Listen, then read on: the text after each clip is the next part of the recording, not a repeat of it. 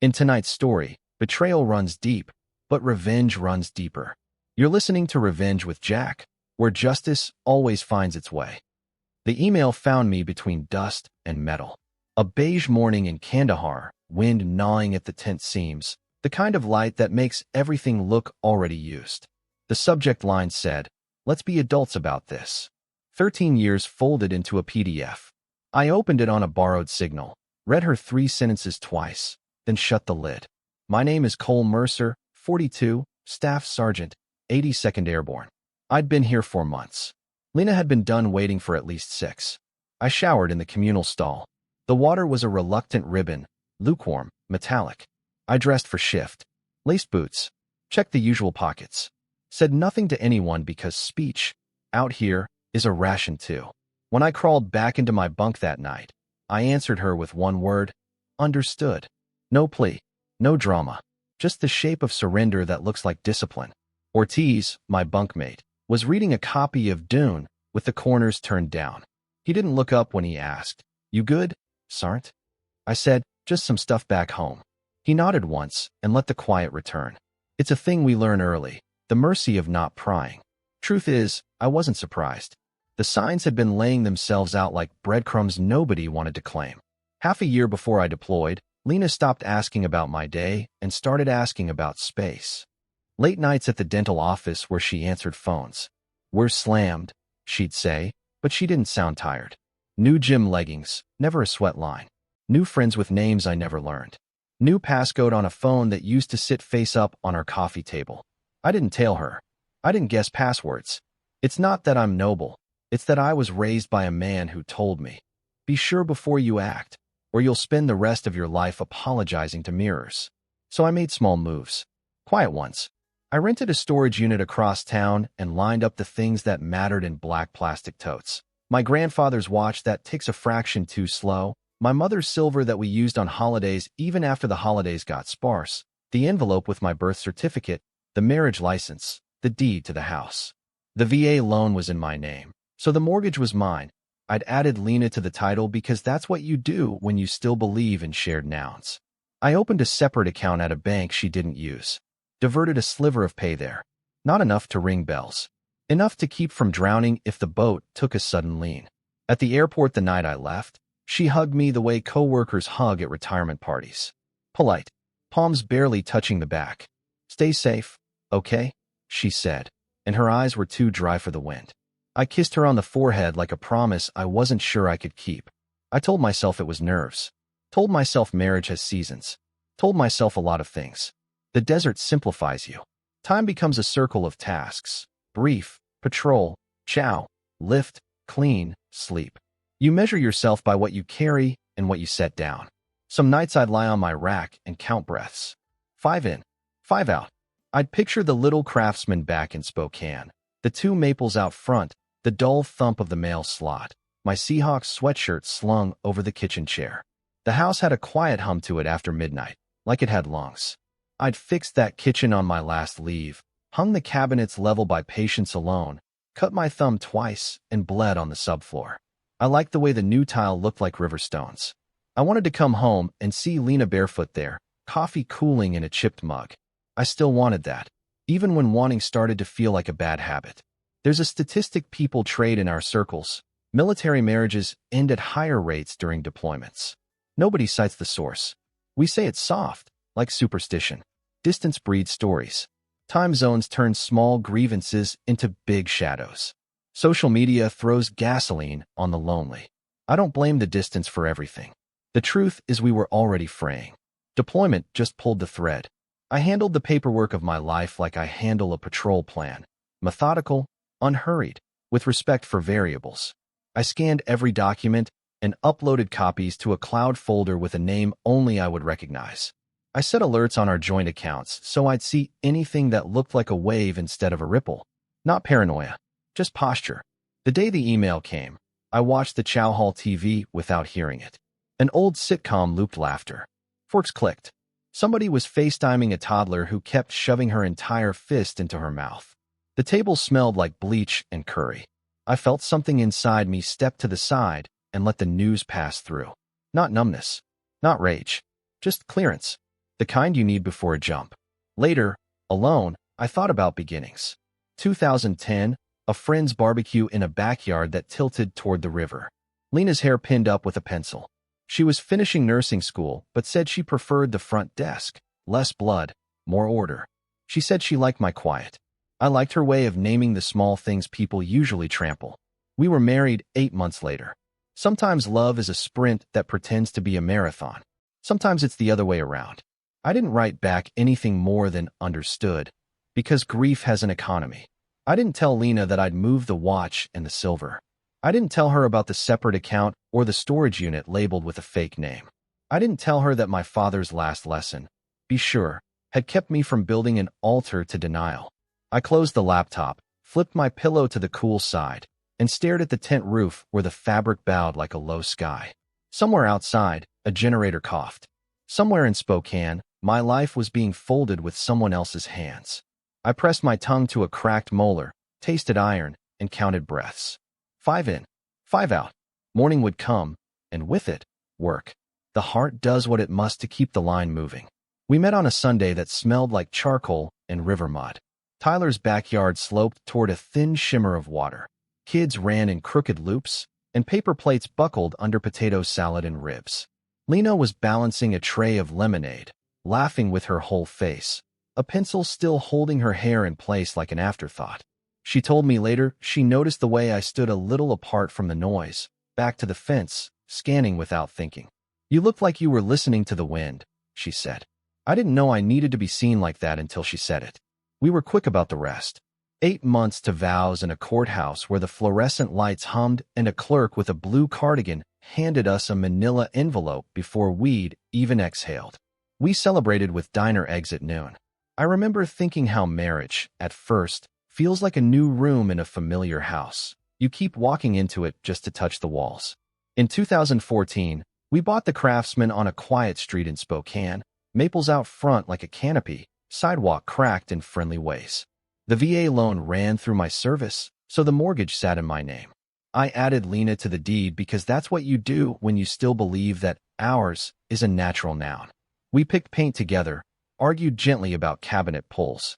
I learned the language of tile spacers and torpedo levels. She learned that I measure twice because being wrong once cost me more than wood. My father died the winter after we married, heart gone brittle under a sky that kept making more snow. The phone rang while we were eating leftover lasagna, and the room thinned out until it was just dial tone and my breathing. He'd always said he wanted to go quick, and he did, mid-shovel, mid-life. My mother followed 3 years later, lungs closing like doors though she'd never touched a cigarette. Grief came in 2 shapes, sharp and then hollow. They left me a cushion that felt both too much and not enough. We used it to knock out the last of our student debt and put some aside for the kind of emergencies you never announce. The Army kept its steady drum. Iraq twice. Afghanistan twice. Training cycles like weather. I knew my best self inside that order, rucking before light. The relief of a plan that snapped to a clean grid. The way a team becomes a body with many hands. Coming home was its own adjustment. That's a quiet truth people outside don't always get. Return is a second deployment, and everyone wagers silently on who you are now. The first time I walked back into our kitchen, Lena had put fresh tulips on the table and a note that said, "Welcome home." I kept the house breathing. She had, but with each return, the air felt different. Not worse at first, just pitched a half-tone higher. We tried to keep pace with the civilian clock, brunches, birthdays, the practice questions about how was it, and what do you do over there. Lena did her best to be proud, but pride and loneliness don't sit well together for long. Her father managed a bank. Her brother filled prescriptions with a pharmacist's tidy patience. Duty, for them, happened on calendars you could touch. Sometimes she'd ask me when I'd get a real job, and I'd smile because it was easier than explaining how the Army had become the one place where my pulse matched the room. By 2019, the seams started to show in ways I couldn't ignore. Lena began to say we were house poor, that the place owned us. She worked later at the dental office, came home less wrung out and more electric, like a person plugged into a socket I couldn't see. A new circle of friends with weekend plans that always closed just as I reached the door. A gym membership that seemed to exist more as a story than a sweat. Her phone flipped face down, then locked entirely. None of those things are crimes. Together they felt like a map I didn't get to read. I suggested counseling one Saturday morning over pancakes. She touched her fork to the plate and said we were fine, just in a phase. Phases pass, she said, as if that were faith. I wanted to believe her. My father's last year taught me a different devotion, to be sure before you act, because words once said don't come home again. So I watched. I took notes in my head the way I'd note wind and terrain. I tightened what I could control. I gathered documents, labeled and stacked. The deed, the loan paperwork, the things that prove you exist when someone challenges the story. I slid my grandfather's slow-ticking watch into foam, my mother's silver into a flannel bag, laid them side by side like hands that still belonged to me. I opened that separate bank account and redirected a modest slice of my pay. I scanned envelopes and made a little constellation of files in a cloud folder only I could find. If you'd asked, I'd have said it was caution, not prophecy. The difference is only clear afterward. Some nights we felt easy again. We'd watch a game with our knees touching and argue about whether tulips are worth buying when they die in a week. She'd say their death is the point. I'd say I like things that last.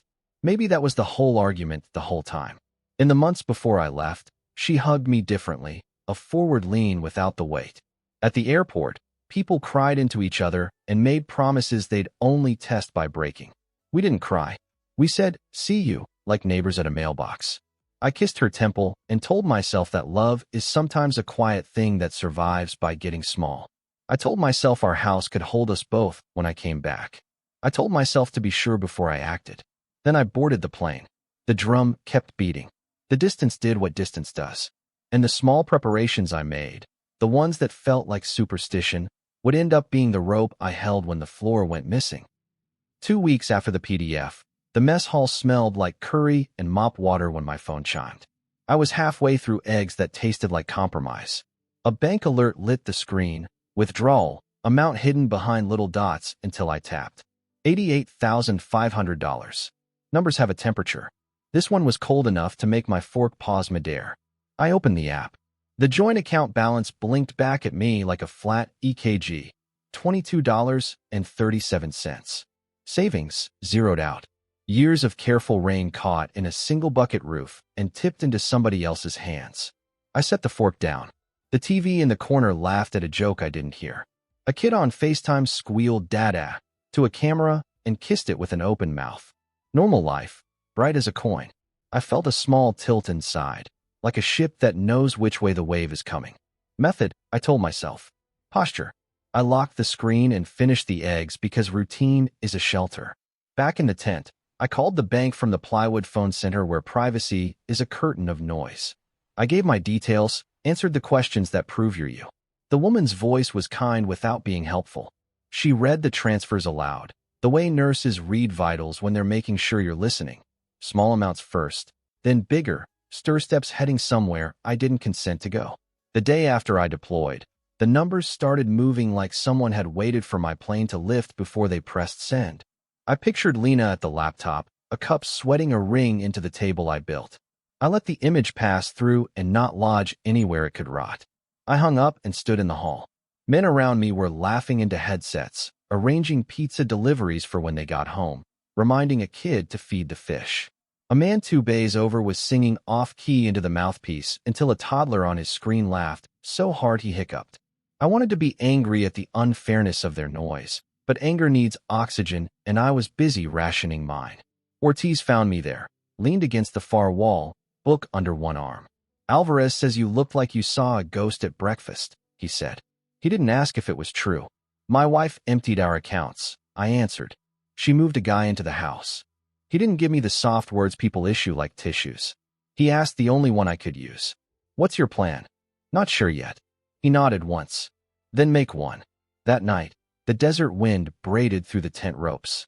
I opened my laptop and logged into the home security app, the kind of subscription you forget about until you're grateful you didn't. Lena had probably forgotten I could still see. The cameras came up in grayscale. Driveway first. A truck I didn't recognize idled there like a dog that had learned a new yard. Inside, the living room was clean, stage for the life you pretend to live when guests come over. A man I'd never met, tall, rangy, walked our dog like he'd been doing it for weeks. He used my coffee mug. He wore my Seahawks sweatshirt like he'd earned the right to wash it. Trent Walker. I didn't know the name yet. Only the posture. The casual way he reached into the pantry for cereal he never bought. Lena laughed in the kitchen I'd rebuilt last year with 2 bloodied thumbs and a stubborn level. That laugh found all the corners, the way it used to when we were new and small things were enough. Something inside me shifted, a plate sliding quiet under the crust. Not fire. Fire would have been easier. This was colder, a clear pane of air where feeling had been. I closed the laptop. I took out my phone and made a list because a list is a map that refuses to lie. Call Aaron Blake, Ranger Buddy turned attorney. Check Virginia loan terms. Contact First Sergeant about emergency leave options, if needed. Review refinance mailers Lena had mentioned in passing last year, the ones I'd shrugged off. Check my TSP, the retirement accounts. Change any passwords that could be guessed by someone who once held my hand.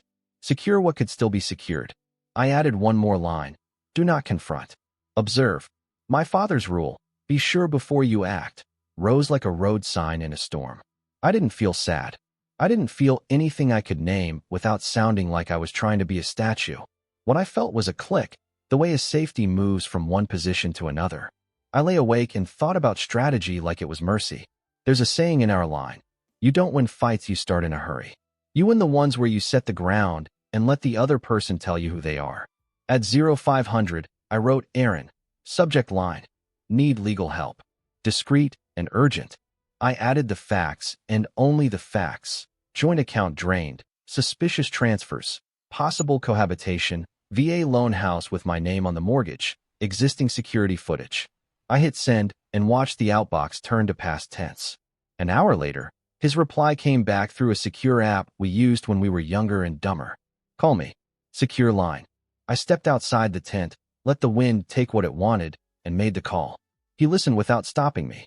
He asked for documents, for timestamps, for patience. We'll do this like a mission, he said.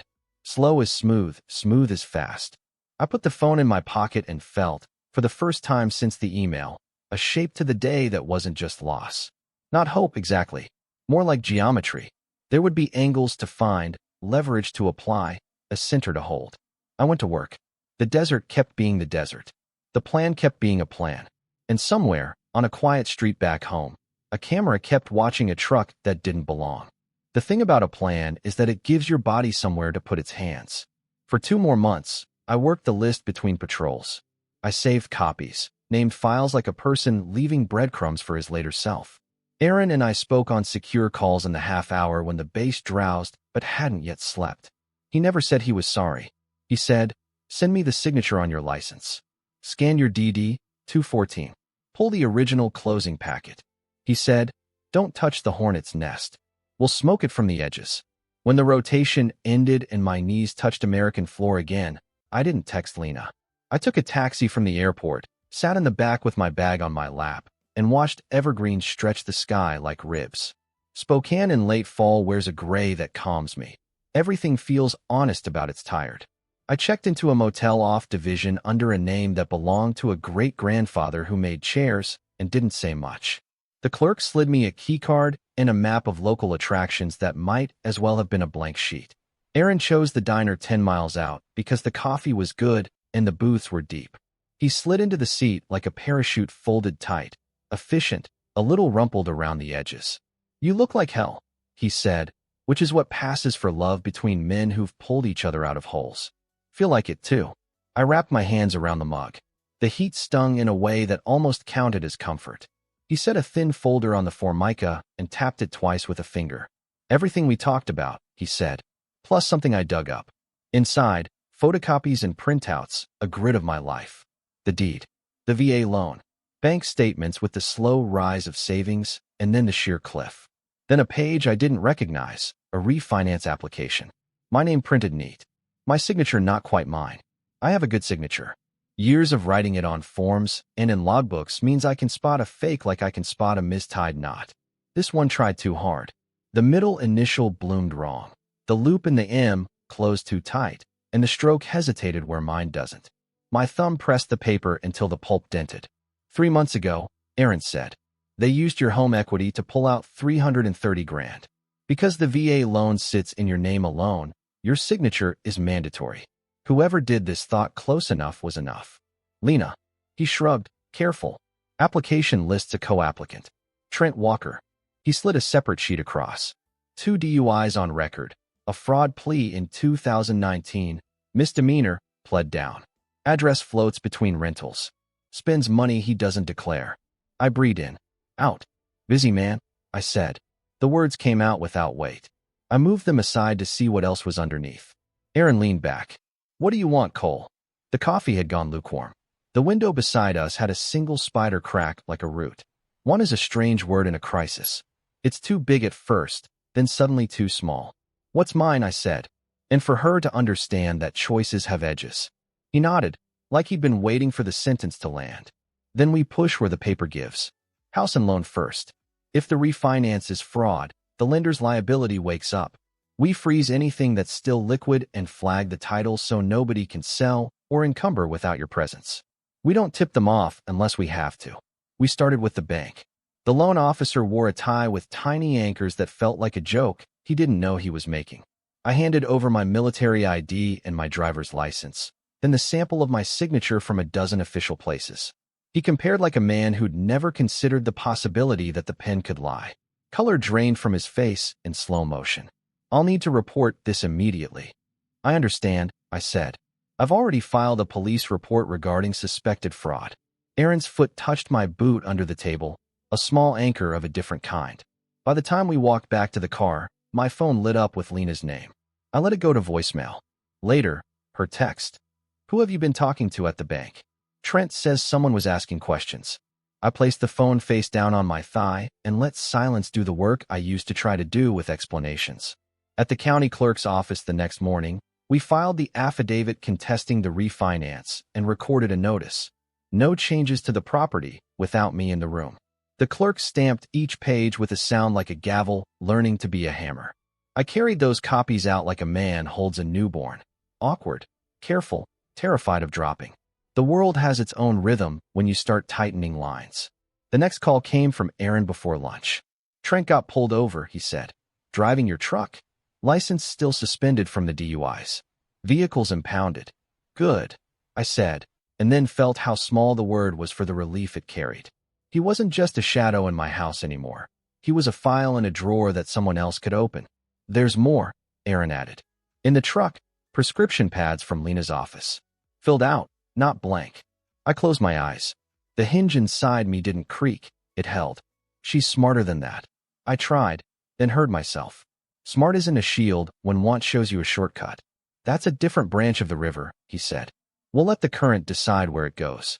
Our dam is the house. That night, the motel smelled like bleach and old carpet. I ate takeout on the bed and listened to the 2 a.m. footsteps in the hall, each one announcing a life I wouldn't ever have to hold. I opened the laptop and watched last week's security footage in silence, like studying an enemy's rehearsal. Trent's hand on my cupboard handle. Lena's head thrown back in a laugh I used to aim for like a bullseye. I thought about knocking on my own door, about the messy relief of shouting. I thought about my father's voice, be sure before you act. I turned the volume down and let the images become study instead of ache. In the morning, I ironed the sleeves of a shirt I've owned since Mosul, the cotton softened by years of desert and wash water. I looked like a man going to a job interview in a life that had already decided. I wasn't angry. I was narrowing. The world had gotten very simple. Protect the ground, follow the paper, let their steps become the trap. Freezing money doesn't make time stop, but it does slow a few heartbeats. The loan officer called by noon to confirm what his face had already promised. Temporary hold on the refinance disbursement. Internal fraud team notified. Compliance looped in.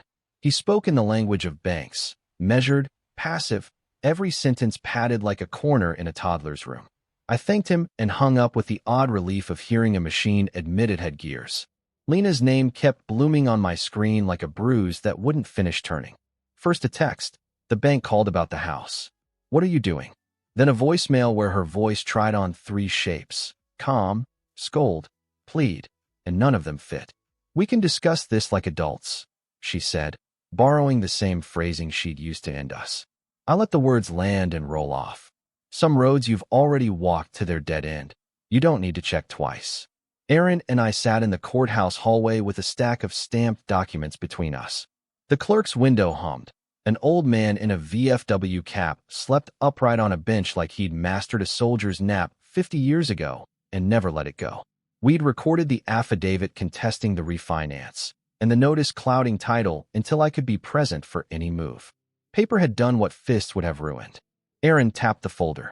"This is the part people skip because it isn't loud," he said. "But it's the part that holds." I nodded. "Quiet is cheaper." He smiled. "And it travels further." When the call came about Trent's traffic stop, it carried a sharp little sweetness. I didn't celebrate his stupidity. I don't believe in luck like that. But I welcomed the way consequence finally put on a uniform. Suspended license, my truck, lights in the rear view, a tow lot swallowing the keys. The inventory search turned up the prescription pads, names, dates, dosages. I thought of Lena at the front desk, handing clipboards to strangers, learning enough of medicine to steer the lies. Maybe it wasn't hers. Maybe it was all his. The maybes didn't matter. We were past the point where guesswork could save anyone. That night, in the motel's thin light, I opened the laptop and read about schemes that wear the same clothes. Equity stripped from homes like Bark, fast cash listings, the way predators orbit grief and deployment because both create a fog where signatures look like solutions.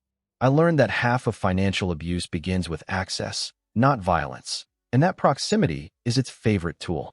A statistic said nearly 1 in 10 adults will face some form of identity or financial fraud.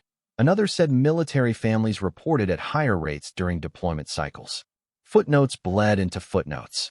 Numbers can't heal you, but they do keep you from feeling singled out by the storm. Ms. Carver called the next morning from the bank's fraud unit. Her voice had the rasp of a person who has made too many calls that start with "I'm sorry" and end with "we're working on it." We met in a glass room overlooking cubicles arranged like fields of low crops. She spread documents with the careful hands of someone who hates paper cuts. "We've frozen the remainder," she said, but about half left the account before the hold. Roughly 14.6. "Where did it go?" She hesitated, which is a word that looks like a small step but feels like a cliff. "I'm not supposed to disclose recipient information without formal requests." I gestured at my name on the forged line, the county stamps, the photocopy of my driver's license. "It's my house, my loan, my signature." She turned her monitor, rules finally losing to obviousness. "Transfers to Gavin Pierce."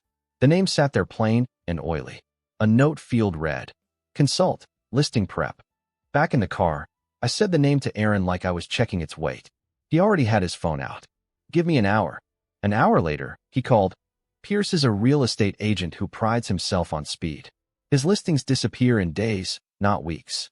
Public records show 3 deals with Trent Walker in the past 2 years. Below market. Cash buyers with LLCs for last names." I pictured my living room lamp in a grainy listing photo, the caption speaking in chirpy code about motivated sellers and charming bones. I pictured a stranger holding a key to my front door while my dog barked behind it. "They're not just sloppy," I said. "They're organized. Patterns are how prosecutors sleep at night," Aaron said. "I'll package this for the feds. VA-backed loan, interstate wires, forged ID. Their jurisdiction gets tall fast." I parked outside a park and watched a man teach his daughter how to throw a frisbee. She kept undercutting the air and the disc nosedived into the grass, and each time she ran to it laughing like failure was a feature. I wanted to tell her to keep that laugh safe for when life convinces her errors mean shame. I wanted to tell my younger self that not all mistakes are yours to carry. The phone buzzed again. "Lena, please call me. This is getting out of hand." I typed and erased 3 replies. I settled on none. Silence isn't always punishment. Sometimes it's consent withdrawn. Aaron looped in a contact at the FBI, and by evening agents Reyes and Nolan were names in my phone and case numbers on a whiteboard in someone's office. Reyes asked for my statement, my footage, my copies of everything. "Chain of custody matters," she said. "And so does patience." Patience is a word soldiers and agents share because both understand the cost of going early. I fell asleep that night to the hum of the motel AC and woke at 3:11 a.m. the way I often do, with my heart walking ahead of me. I made coffee with the in-room machine that tasted faintly of soap and airport. I stood at the window and watched the silent parking lot. Each car a life parked under a light that will burn out someday. I thought about Lena saying we were house poor, about Trent filling my mug, about Pierce moving money like he was helping. I didn't hate any of them. Hate ties you up with the same rope they used. I wanted something cleaner, consequence, and enough distance to breathe again. In the morning, we'd start the formal statements. We'd give the agents the map. We'd let gravity introduce itself to people who thought they could live on angles forever. I showered, shaved, and laid the stamped pages out on the bedspread like a set of tools. They looked small, and they were enough. By morning the name had a taste. Gavin Pierce. I said it aloud in the motel bathroom and watched steam write and erase it on the mirror. A name is a door if you pull the right way. Aaron started pulling. We met Ms. Carver again in a narrow conference room that looked like an aquarium for exhausted people. She'd built a file in a day, a spine of tabs, sticky flags like coral. We traced what left before the freeze, she said, tapping the ledger. It wasn't just the 14-6. There were fee drips, consult, expedite, prep, nickel words that add up to dollars when nobody's watching. 2 went straight to Pierce, 1 to an LLC we don't recognize. Name? Aaron asked, pen ready. Cobalt River Holdings. He wrote it once slow. Shells love water words, he said, half to himself. Flow, current, tide. Makes theft sound like nature. Ms. Carver slid over a photocopy of a wire receipt. In the memo line, someone had typed, listing retainer, fast close. The amount wouldn't buy a car. It would buy momentum. People sell their houses every day for good reasons. The trick is turning urgency into quiet consent. I felt the room tilt a degree, that sensation when details stop being pieces and start being a picture. Here's where I need to stop, she said, palms lifted. Without subpoenas, the rest is a wall. But I can tell you, if this was my house, I'd talk to law enforcement yesterday. We already started, Aaron said. Thank you for getting us to the wall. Outside, the air had that dry Washington cold that salts your lips. Aaron called his paralegal from the parking lot to push filings for bank records, phone logs, and Pierce's transactional history. MLS will cough up listing snapshots, he said. County recorder gives us deed transfers. Tie the dates. See who touches what and when. He spoke like a carpenter naming tools. I like that. The world makes more sense to me when it's wood and angles. What cuts? What carries? By afternoon, he texted me screenshots like Polaroids developing in my hand. There was a starter home in Airway Heights, paint still fresh and cheap, sold cash at 80% of market. Seller divorced within the year, buyer masked by an LLC with a P.O. box and a patriotic name.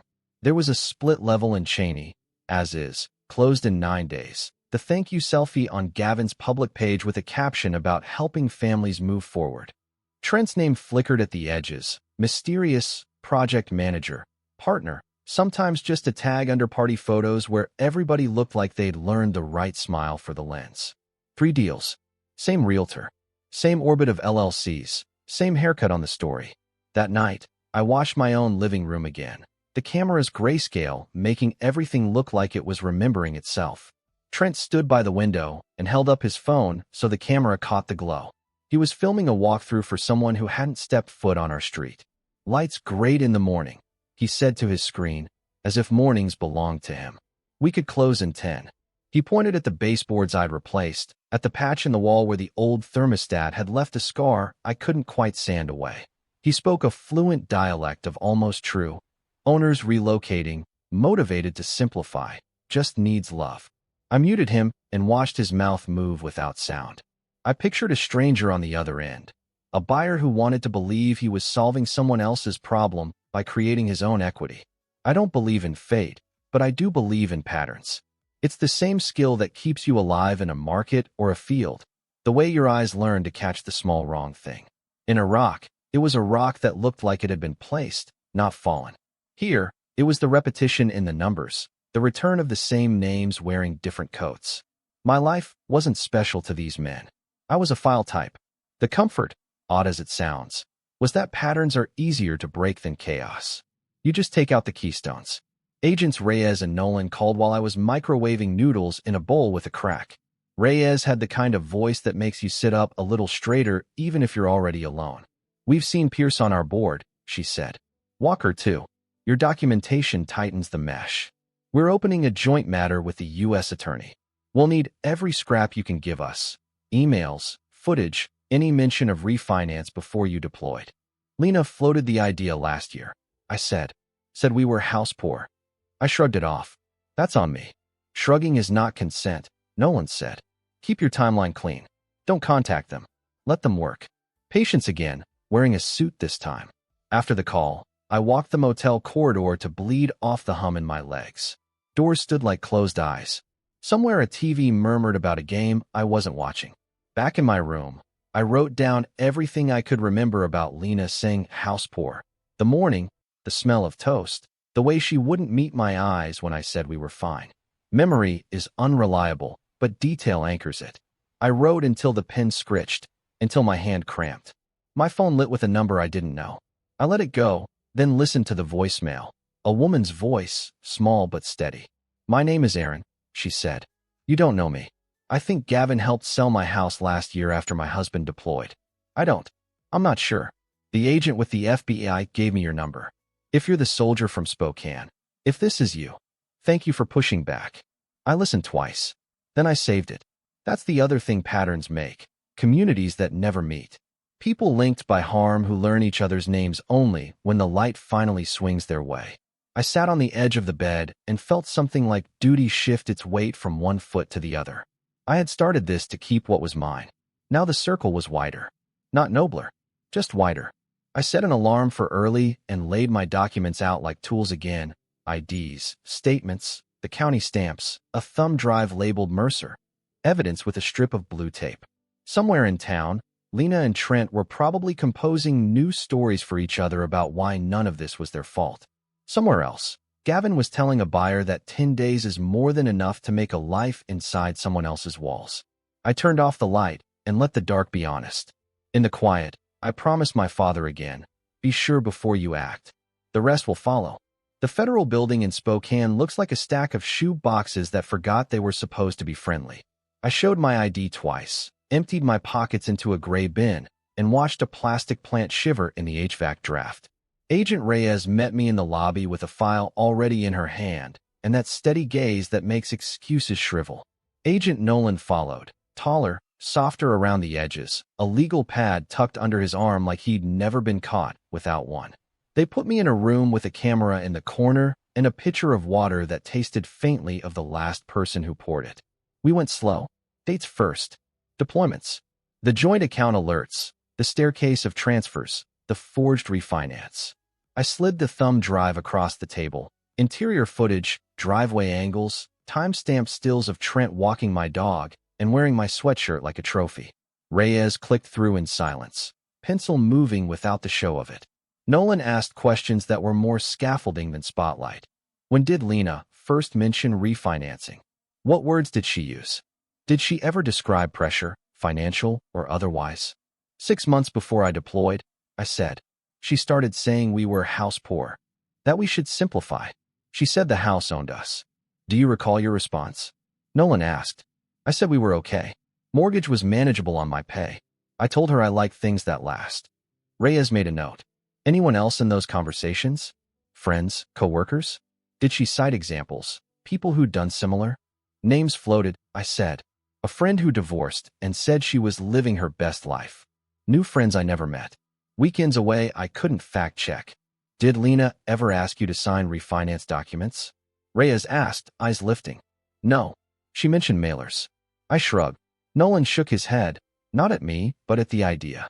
Shrugging isn't consent, he said again, like it was a sentence he keeps at the ready for people who punish themselves for not predicting the ocean. They recorded my statement. I gave them the list I'd made in the tent, the emails with Aaron, the county filings. I told them about Trent's traffic stop and the prescription pads. They didn't flinch, didn't make the small noises civilians sometimes make when they hear stories that complicate the good people/bad people sorting hat. They just built a map. Intent, organization, movement of funds, government-backed loan. They said words like conspiracy and wire fraud like they were bricks they knew how to lift. When we stopped, Reyes slid her card toward me. We'll be in touch, she said. 2 requests. Don't confront your wife. Don't contact Walker or Pierce. If they talk, let them talk where we can hear. I nodded. The advice aligned with my father's old rule. Be sure before you act. Sometimes being sure looks like staying still. Outside, the wind lifted grit into little ghosts that ran across the sidewalk. I stood with my hands in my pockets and tried to measure what I felt. Not victory, not grief. Closer to alignment, like a gear finally meshing after grinding too long. I texted Aaron, statement given. They're moving. He replied with a thumbs up and a time for breakfast the next morning. We were running this like a mission. Slow is smooth, smooth is fast. That evening, back at the motel, I played the tape of my life's small phrases and tested them for cracks. House poor. Simplify. We don't have anything in common. Words are tools or camouflage depending on who's holding them. I thought about Lena's family. The bank manager father, the pharmacist brother, lives calibrated by calendars and closing times. I tried on the thought that she'd been spooked by a future she couldn't count, that she'd wanted control so badly she mistook theft for planning. Compassion is a muscle. You can stretch it even when it hurts. But compassion isn't the same as permission. My phone buzzed near midnight. Unknown number. I let it go. Voicemail. I pressed play and listened to a woman breathe before she spoke. This is Agent Reyes. One more thing. Please don't show up at the house. If you're tempted, call me first. I smiled without humor. Copy, I said to the empty room. I slept a thin sleep and woke to the metallic taste of a bad dream I couldn't keep. I made coffee that reminded me of hospital waiting rooms and put on an old field jacket because it was the one thing that still knew my shape. I walked. Blocks into minutes, minutes into something like calm. The sun found a gap in the clouds and laid a stripe of light across the street like a metal pinned on a stranger. I stood in it for a second and let warmth argue with my shoulders. When I got back, there was a text from Lena. Can we talk? In person. Riverfront Park at 11. I sent the screenshot to Aaron. He called immediately. Don't go. I won't, I said. But let's see what she does when she thinks I will. At 10:45, Aaron and I parked 2 streets over from my house, where the maple roots lift the sidewalk like knuckles. At 10:59, I watched Lena pull out of the driveway, hair in a neat knot, car nosing toward the park. The place looked suddenly hollow without her shape in it, like a stage before the actors come back. At 11:20, a sedan with a real estate logo slid to the curb. Gavin Pierce stepped out in a jacket designed to suggest success without committing to taste. Trent followed in my hoodie, like the universe was bored of subtlety. They shook hands in my driveway. They let themselves in with a key I had paid for. I didn't move. I opened the security app and let the interior feed bloom on my screen. The lens widened, the living room tilted just so, and the two of them stepped into frame like they'd been rehearsing. Should list by end of week, Gavin said, voice bright, professional. Cash buyer already circling. 420 on a 470 list, Trent answered. Everybody's happy. Seller's husband. Gavin flicked his hand. Military. They make noise, then settle. Aaron angled his phone to record my screen. The audio was clean. My pulse slowed the way it does when a jumpmaster slaps your shoulder and the door opens. It's not calm exactly. It's a kind of surrender to gravity. I forwarded the feed to Agent Reyes with 2 words, happening now. She didn't text back. She didn't need to. Within the half hour, unmarked SUVs turned the corner like weather. I watched my own house fill with consequence, and for the first time since the email in the desert, I let my jaw unclench. We'd been sure. We'd acted. And the ground, finally, was holding. Sirens don't wail in real life the way they do on TV. They arrive like a held breath finally let go. The first SUV slid to the curb across from my maples. Then another. Then the quiet choreography of doors opening and agents stepping out in jackets that said what they were without needing to raise a voice. From our car 2 streets over, I watched my block reshape itself into a scene I would have sworn belonged to someone else's story. Inside the house, Gavin lifted his phone to frame a shot of the kitchen. He was selling sunlight to a lens while Consequence parked at the curb. Trent pointed out the new tile like he'd bled on it. I felt a small, clean detachment, like watching a training video where you already know the ending. I sent Reyes the feed at 11:31. At 11:36, 2 agents walked up my front steps as if they'd lived there all along. Aaron hit record on his own phone, not for theater, but for the simple integrity of having what you saw. Breathe, he said. I realized I'd been holding the same inch of air since Gavin said cash buyer. Through the interior camera, I saw it unfold without the soundtrack. Agents in the living room. Badges. words shaped with calm mouths. Gavin's face doing the math, Trent's shoulders remembering gravity, hands behind backs, the practiced posture of people who learn somewhere to keep their balance even with wrists touched by metal. I felt no triumph. Relief? Yes, the steadying kind. Like tension, leaving a muscle you forgot you were clenching. Outside, neighbors practiced their own theater, curtains parting, figures hovering in vestibules, a teenager bringing out a trash can he'd already put out, angling to see. The street remembered it was a street and made room for everything. The red of a turning leaf, the bright square of an agent's evidence box, the white noise of whispers that spooled and cut. My phone rang. Reyes. We have them on tape discussing the fraud scheme, she said, voice even, wind the only background. Conspiracy, wire fraud, attempted sale under false pretenses. We'll need a formal statement from you to tie intent to pattern, but this helps. Thank you for sending the feed. Copy, I said. I could have said 100 other things. Only that one mattered. She paused. Your wife just arrived on scene. I turned my head and there she was, coming down the block with the pace of a person who hasn't decided whether to walk faster or stop. Her hair was still in the clean knot from Riverfront Park. Her hands went to her mouth when the first agent carried a banker's box through my doorway, papers breathing at the edges. She stood on the lawn like someone landing on the wrong platform. For a second our eyes didn't meet because distance has a way of turning faces into silhouettes, and maybe that was a mercy. What happens to her? I asked into the phone, the question smaller than it felt.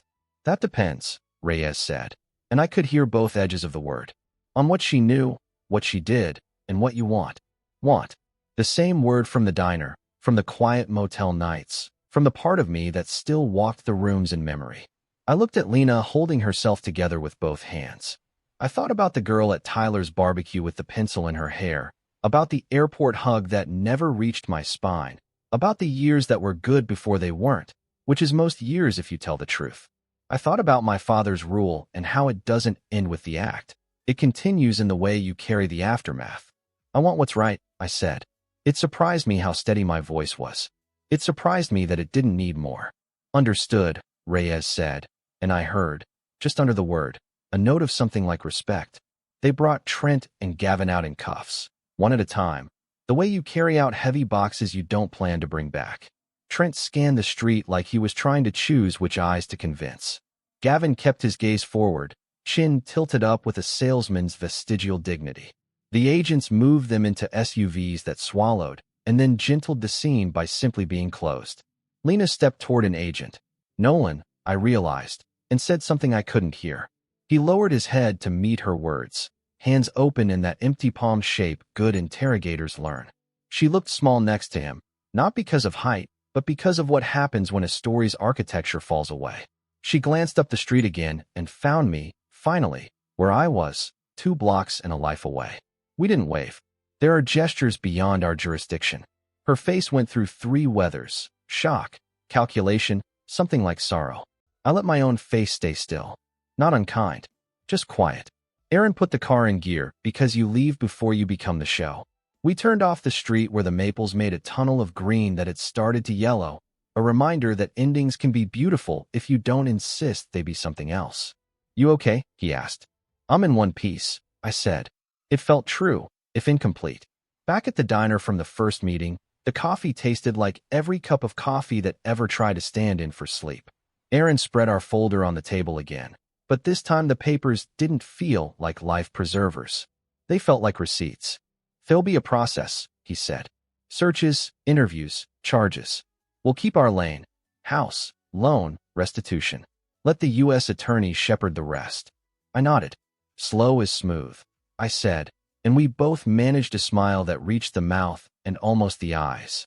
My phone buzzed once more. A text from Lena. What did you do? I let the screen dim on its own. There are questions that arrive too late to deserve an answer. That night, I went back to the motel and stood under the shower until the mirror fogged and cleared again and again, a little theater of appearing and erasing. I thought of the house carrying the day's echoes, of Scout's empty bowl by the back door, of how quiet can be both a wound and a cure. I lay down with my field jacket draped over the chair, an old habit of keeping a doorway in sight. Outside, the city exhaled. The engines of the day cooled. Somewhere on a desk in a federal office, my thumb drive lay under a yellow sticky note with my name on it. The work had moved from my hands to theirs. In the morning, I'd go sign more forms, answer more questions, pin more facts in a line. I didn't feel clean. I felt accurate. Sometimes that's the best you get at the hinge between before and after. Paperwork has a way of turning chaos into past tense. Over the next weeks, I sat in rooms that all smelled faintly of dry erase marker and coffee gone tired, signing where tabs told me to sign, telling the same story from different angles until the edges matched. Agents Reyes and Nolan asked their careful questions. The assistant U.S. attorney walked us through elements that sound like ordinary words until they're capitalized by law: scheme, intent, wire, identity, fraud. Aaron stayed beside me, steady as a level on a wobbly surface. Lena's lawyer reached out through Aaron with an opening gambit that tried to sound generous and managed only to be late. I read phrases like misunderstanding, miscommunication, domestic difficulty, and marveled at language's ability to put gauze over a knife. We didn't counter with knives. We answered with numbers and dates and stamps and video. The country clerk seal became a kind of truth I could hold. The thumb drive turned into evidence, then into leverage, then into quiet. The first real break came on a Thursday that wore rain like regret. Reyes called. Walker just pled. He's taking conspiracy to commit wire fraud and identity theft. He's giving us names. Her voice didn't gloat, it announced. Pierce is negotiating. The recordings from your living room gave us a spine. I stood at the motel window and watched drops thread down the glass in crooked columns. What about Lena? I asked, the question thinning as I said it. Still evaluating involvement, Reyes said. Her statements suggest Walker controlled the narrative. We're verifying. We'll need you to decide where your line is. My line. I thought about lines I'd drawn and crossed and held, about rules my father had given me and the handful I'd earned on my own.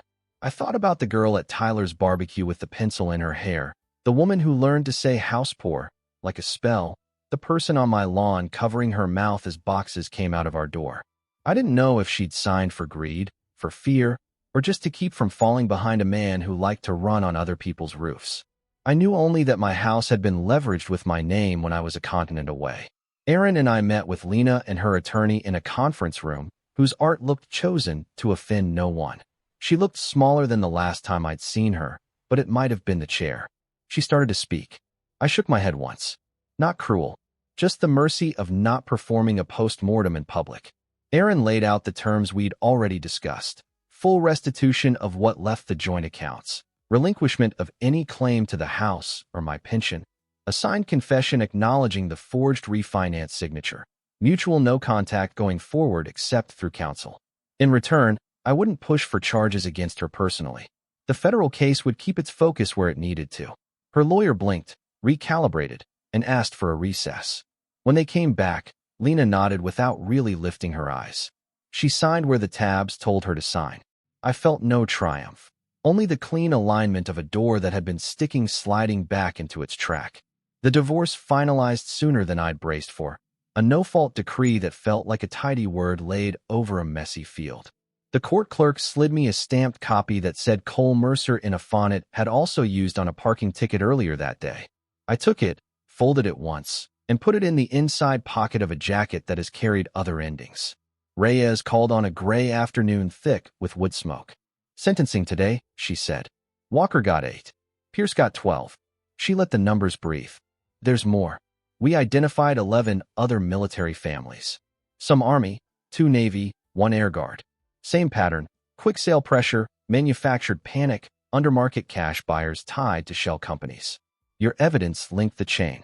Restitution pools are forming. I sat down without realizing I'd needed to. Good, I said, and the word felt bigger than it had back when Trent lost my truck to the impound. I didn't set out to be the hinge. Hinges don't choose doors, she said, and I could hear a smile she didn't make. Thank you, Staff Sergeant. After we hung up, I walked the long way to the diner and let the city be ordinary around me. Garbage truck brakes, a dog barking because it could, a kid arguing with her backpack zipper. I thought about those other families. Men and women counting down months on calendars, telling themselves that distance is survivable because love can stand it. coming home to a ledger that said otherwise. We're trained to accept loss in forms the world recognizes. It's the quiet thefts that teach you new shapes for mourning. Lena texted once more on the day the sentences landed. I never meant for things to end like this. I watched the bubbles of a second thought appear and vanish. I typed nothing. It felt less like withholding and more like finally letting a story end where it should. Aaron and I sat in our favorite booth and divided a piece of pie that tasted like cinnamon and exhaustion. He suggested selling the house when things settled. Sometimes starting over needs a new roof, he said. I nodded. The map in my head had been pivoting anyway. The house had held us, then held echoes that didn't want to leave. Wood remembers. So does Tile. When I got back to the motel, I opened the security app one last time and watched the living room in grayscale. A rectangle of afternoon light lay on the rug like a folded flag. For the first time, I didn't scan for movement. I just let the quiet be evidence of itself. I powered the cameras down the next morning, closed the cloud folder, filed the decree. The storm had moved on, leaving the ground packed and dark and ready for something that grows slower than urgency. The house sold on a blue day that didn't apologize for being beautiful. Papers slid across a conference table, pens clicked, and strangers shook my hand for reasons that belonged to them. I handed over keys that had warmed in my pocket for a decade and didn't look back until I was already 2 blocks away. I told myself I was salvaging wood by letting the frame go. Some places keep breathing your old life back at you. That street had a good set of lungs. I drove east because the map felt softer in that direction. A realtor in Missoula showed me a cabin that had been a hunting place once, then a quiet place for a widower, then nobody's place for a year. 2 bedrooms, a porch that listened to the creek, 10 acres of tall grass and rumor. The water behind it made a sound like a coin being rubbed between fingers. I stood on the porch, counted breaths, and heard my father say the same old sentence. Be sure before you act. I signed. It didn't feel like a victory. It felt like a room with clean walls. 20 years is a long time to carry one name for your work. I put in my retirement papers with hands that surprised me by not shaking. The Army had been my geometry. Angles, timing, weight, 100 ways of turning chaos into sequence. I'd given what I had and a little more. When the approval came, benefits confirmed, pension steady, a line that said honorable in a font that doesn't know me. I felt something unclasp inside that I hadn't realized was fastened. Scout came home on a Thursday, 19 months, German Shepherd, too smart for his own patience. He learned the porch, the creek, the path to the gate. My voice sang easy in the same tone I used to use with younger soldiers who ran before they looked. At night, he'd sleep at the foot of the bed like he had sworn an oath nobody asked for. When wind pushed through the trees, he lifted his head and listened like the forest was giving instructions. I let him be my hour hand while I learned to be the minute. I said yes to small carpentry jobs because wood tells the truth if you let it. Shelves for a neighbor with too many books and not enough wall. A table that wanted to be lighter than its owner's grief. A set of stairs rebuilt one careful riser at a time. Each tread a promise not to fall through. My hands remembered more than I thought they would. The town paid in checks and venison and jars of honey. And I learned again that currency is just the story we agree to tell. The pension covered the rest, a quiet river I didn't need to brag about. Evenings, I'd sit on the porch with a mug and let the creek decide the conversation's pace. Some nights memory arrived polite, other nights it hammered. On those, I'd get up and sand whatever piece of wood I could convince into a project, pulling grain forward until it told me what it wanted. Work can be a prayer if you don't insist on calling it that. A letter found me in November, forwarded twice before it stood on my kitchen table. Fort Worth postmark. Blue pen. You don't know me. It began, which is how a lot of the important sentences in my life have started. Her husband was Navy, deployed when Trent and Gavin set their hooks in her.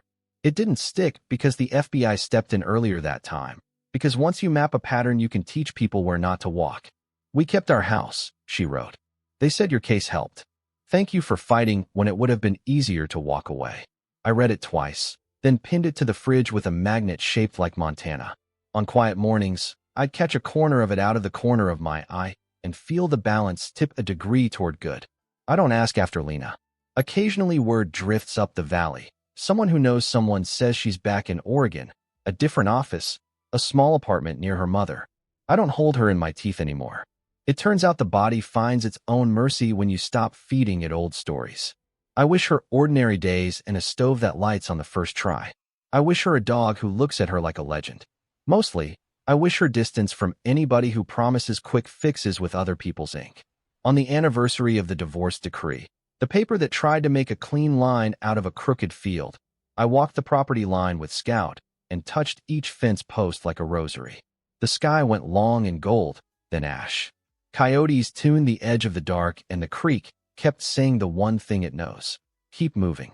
I sat on the back step, knees up, hands laced, and let the evening do what it does to men who've carried too many uniforms. Make us smaller in a way that finally doesn't feel like loss.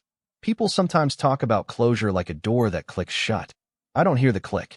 I hear the house settling, the creak insisting, the dog breathing, the soft rasp of sandpaper as another surface remembers it can be smooth. I hear my own pulse catching up to me, not running ahead. I hear myself say understood and mean something kinder this time. In town, the hardware guy asks about a joint project, a woman needs her porch mended before winter, a kid wants help building a skateboard ramp and can pay in lemonade and curiosity. I say yes where it makes sense and no where that's the better work. The cabin learns my steps. The land learns my name. Nothing flashy, nothing stolen. A life that fits in the hand. At night, I lock the door without bracing it and leave one lamp on because the dark isn't an enemy here. It's a neighbor. Scout turns 3 circles, lies down, and sighs like a book closing.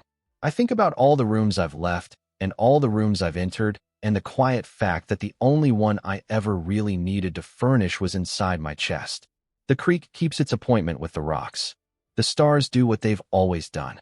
And I do the simplest thing I've learned to do since the desert. I sleep.